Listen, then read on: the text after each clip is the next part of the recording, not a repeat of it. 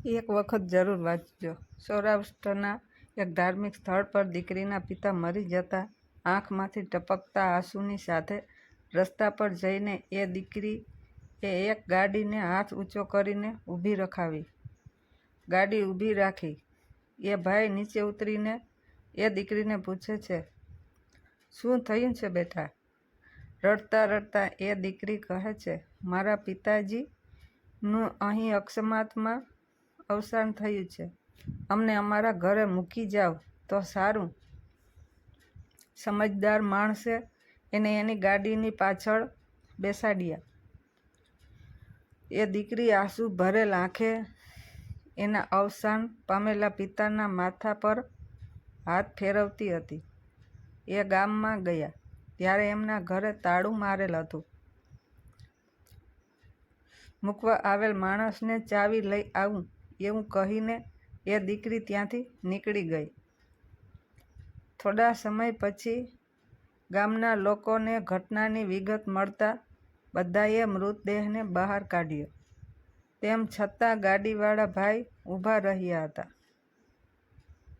ગામના એક વડીલે પૂછ્યું, તમે કેમ હજુ સુધી રોકાણા છો? તેમણે કહ્યું, મોતને ભેટેલા આ માણસની દીકરીને છેલ્લે નમન કરીને જાઉં.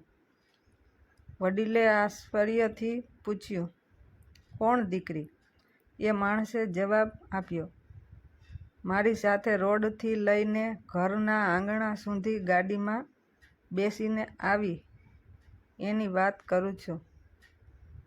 ફરીથી એ વડીલે પૂછ્યું, જોતા જ ઓળખી જાવ એને? એ માણસ બોલ્યો, હા ઓળખું ને.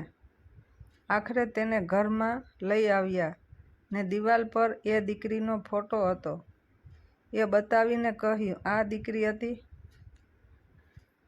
ગાડીવાળા ભાઈએ કહ્યું, હા આ જ દીકરી રોડ પર ઊભા રહીને મને હાથ ઊંચો કરી ઊભા રાખીને અહીં ઘર સુધી લાવી હતી.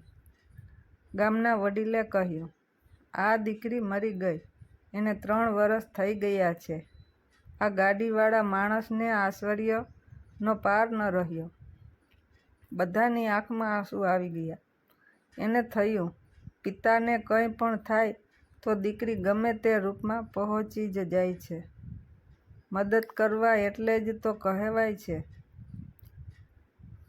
દીકરી ખરેખર વહાલનો દરિયો જ છે.